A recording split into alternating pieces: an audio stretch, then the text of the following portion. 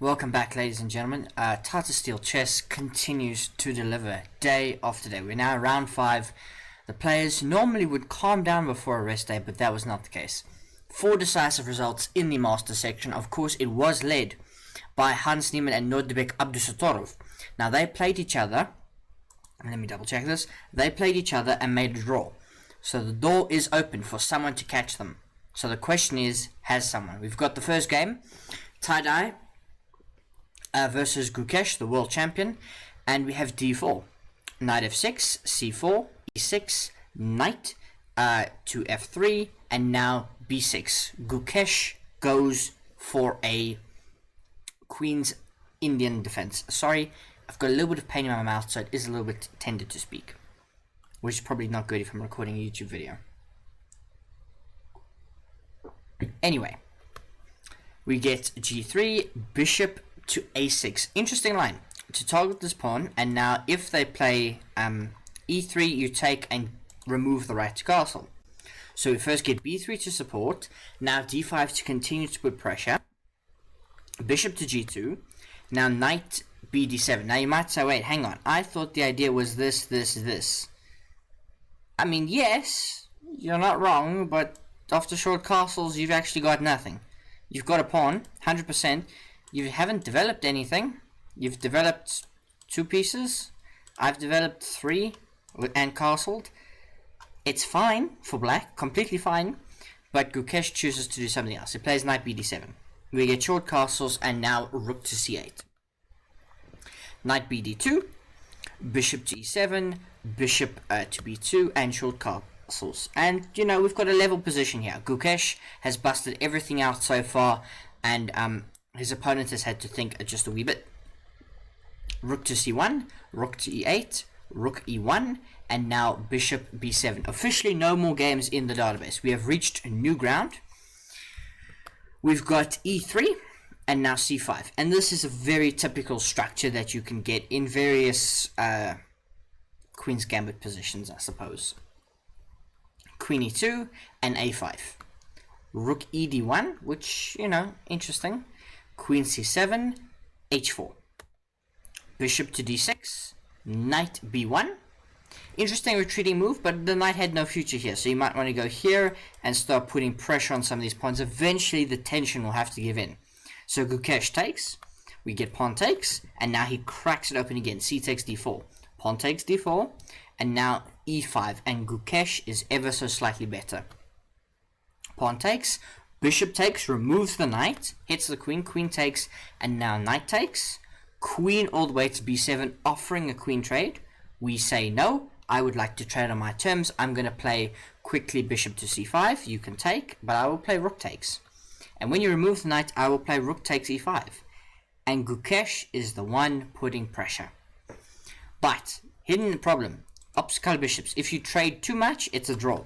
If you trade just enough, the opposite color bishops give the initiative to the attacking side, because the other bishop can't defend. So check, bishop to f8, and now bishop to f1. g6, knight to c3, king g7, rook cd1, and now rook c6. Now the rook goes to b8, I just play bishop to b4. Knight gets kicked out, I just defend, rook e6. Rook b7, h5. And slowly but surely, Gukesh coordinates his pieces, and he might just start applying pressure. White's targeting stuff, but they've got the slightly weaker structure with these 2 split pawns. Still difficult, still no clear targets, but we're going to see. Bishop g2, bishop e1, targeting the pawn. Now we take, sacrificing the rook, but I take here with check, and I pick this up. We have sacrificed the rook. Gukesh sacks the rook. His opponent's in time pressure, they're approaching time control, a few more moves to make. We get a bishop, we get rook to c3, and this is the fatal blunder. It loses for 1 move only, and that move is bishop to d4. And you might say, wait, what's the problem? What happens if you go back here? Rook f6 comes, and now your king is not safe. That is the hidden problem. It's not about the pawns, it's about king safety. Bishop here, rook over to f3, now the winning move is 95. Now the rook slides up, now I take. Now you can take here, I can give you a check. Not the greatest move, but good enough. King f1, wrong way, I attack the rook, I take the rook back and bring the knight in.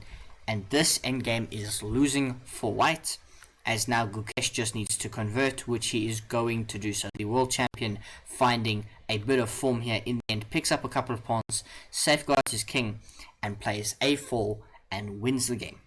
Very comfortable in the end for Gukesh. Move on to the next game I have to show you. Vladimir Fedoseev versus Arjun Ergaisi. It was d4 from Arjun, knight f6, and a very similar game. Very similar, except we get d5. Not a Queen's Indian defense, but d5. Transitioning, allowing Arjun to go for the Catalan or to go for other Queen's Gambit style positions. He plays knight c3. We get bishop to b4, which, if I'm not mistaken, is the Rogozin defense. Yes. Now queen b3. c5. Bishop to g5. Now takes. Knight takes. We take with this. Takes. And e5.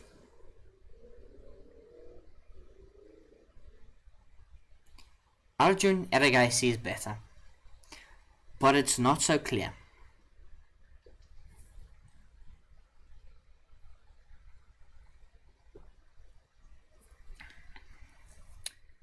Because this move now takes us out of known theory, but white now has to play actively.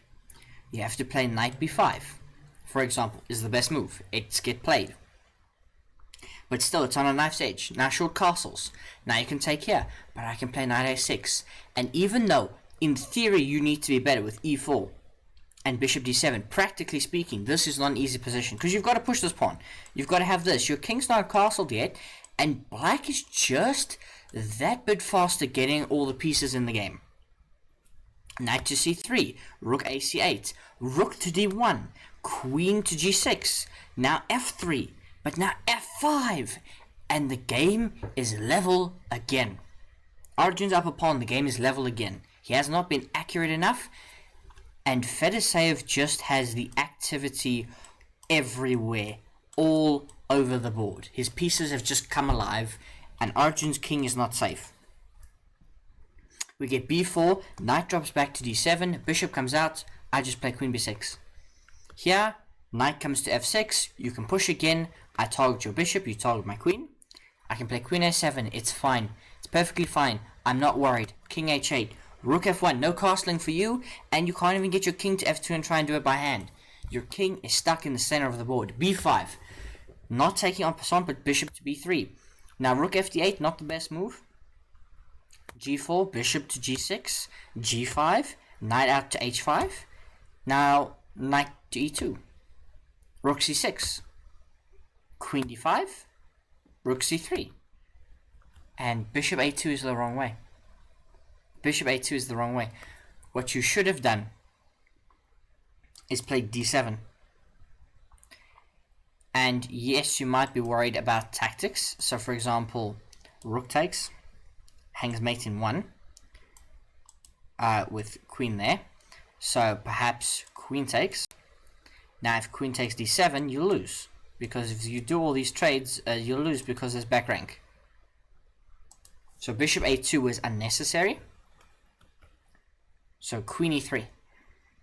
And now, how do you defend all the threats of everything coming in? Queen comes back to d2, that's fine. Knight comes in. Takes, takes. You can defend the knight, but I can get in here. That knight dies. Check. Trade, trade, you're down a piece. Check again, takes, and somehow you escape mate, but eventually Fedoseev just calmly converts, gets all the pieces in the game, picks up a couple of pawns, and after rook f8, he wins the game. Arjun Ergaisi resigns. 2 games left. This one was the most interesting for me of the day. It was Yakovar Sindarov and Yagizkhan Erdokhmas. e4, e5, and bishop to c4. So not only is it 2 players that I'm fascinated to watch, it's also a very interesting opening. The bishop's opening, which can transpose. It's not the Ponziani. Ponziani is something different. The Berlin defense of the Ponziani. Now d3, c6, knight f3, and d5. This is the perfect way to play as black. This has got games of Magnus Carlsen and Fabiano Caruana. Bishop b3. check, bishop d2, we trade, and now knight bd7. And black has more than equalized this position. And now we get d4, breaking in the center. Still got a couple games left in the database. Takes, pawn takes, rook takes, queen takes, knight takes, bishop takes, pawn takes, knight takes back, knight f6, knight to f1. We are officially out of known territory. I think you can see by the time situation the players didn't know all these games in the database. They knew up to a certain point, but now officially we have a brand new game. Queen b6, knight drops back to b3, and a5. And this position is just chaos. Not a heck of a lot of pieces. We've obviously traded one of the major pieces. We've traded a set of minor pieces. The thing is, black has got this interesting structure, and they're going to use it to come down the board and cause chaos. White's not settled. They have castled their king, but they're not getting their pieces out. Black is quickest to cause chaos. So black has the initiative, but white has the more sound position, if you can say that. So they've got to play quite accurately. Queen e3 now, offering a queen trade. If you take, you're helping me develop and target one of your weaknesses. So we play queen b5. Now queen d4, and now a4. Knight drops back, still defending b2, still defending all the weaknesses. Now bishop e6. a3, rook c8, and now knight to e3, defending that pawn. We're defending everything. Everything is covered. h5. Now h3. And knight e4 is the wrong way, and this might be the beginning of the unraveling from Yagiz. We get rook to d1, knight to d6, queen to e5, queen to b6, and knight to f3. Everything still perfectly defended, and now I can begin putting pressure on all of your weaknesses. While I was defending everything here on the queen side, you had the initiative, you could cover everything. Now you've got to start defending. Is your position resilient enough? Knight c4, we trade, rook takes, and now c3. You might say, wait, hang on. Isn't that hanging? It is, it's the best move. Queen takes b2. Perfectly calculated though. I go there. Knight to g5. I'm going to grab me a bishop. This is not a fork. I take bishop with check. So, queen comes back. I take with the rook. Look at that. You can't take with the bishop because of mate. So, rook c8. Now the rook drops back. Now queen check, king to h2, and now queen f5. Still completely level position. Queen e3, bishop d5 is the wrong way.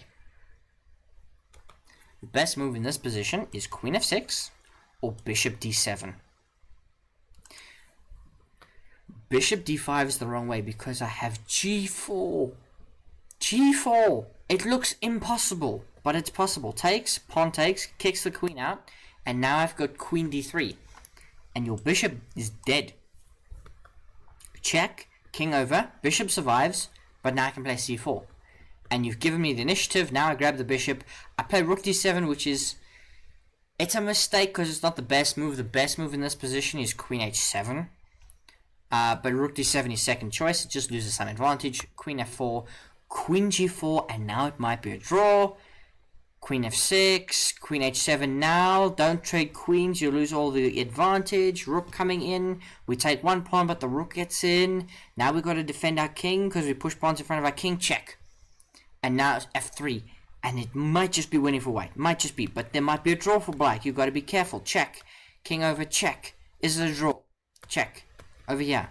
Trades queens now into what should be a winning rook endgame, but these pawns are split. These pawns are split. Okay, these are doubled and these are split. It should be a draw. How close is it to being a draw? We pick off one pawn. We, hold this. Surely Sindarov can't win this. Surely. Surely he can't win this. Oh my gosh, he's losing. Here there's two holding moves. You must play rook h1 check or you must play rook f1 to target this and to stay on the back rank. By playing rook g2, somehow it enables a4. And now we're in a table-based situation. Rook g3 and now a5. Rook a3, rook a8, and it's just winning. By some configuration it is winning. You can't give on forever, and now I can play rook h8. Your king is on the wrong square. It needs to be here, because now if you take the rook, I take here, it's check, you can come forward, and I can take this rook. And you have this move. And it's not a stalemate, you also have check. And so Sandarov defeats Yegis Kano Dokmas. Final game of the day. Vincent Keimer versus Arvind. Knight of 3, knight of 6 already, which transitions into like a queen's gambit declined.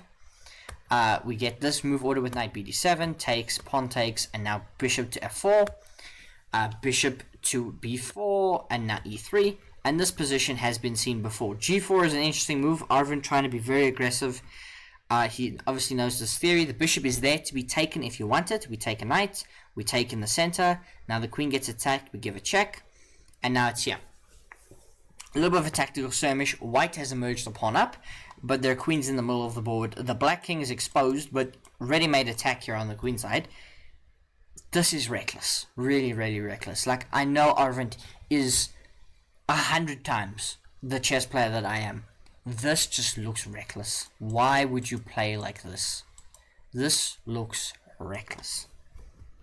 To play against Vincent Keimer as well, play in good form. So we trade like this, but we play rook d1. Queen gets kicked about a couple of times, but the knight can come back. And, you know, eventually, I'm just going to be able to castle. I play f4, you can play h5, I can play knight f3 using the advantage of this pin. Now, rook to g7, knight to g5, you can push again, but I can take. And you've got nothing. Takes here, okay, cool, I come back.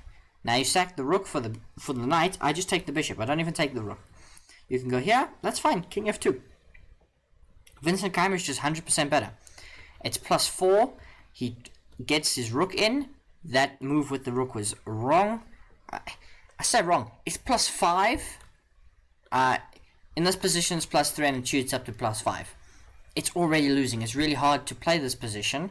We eventually give a check, and now we take here.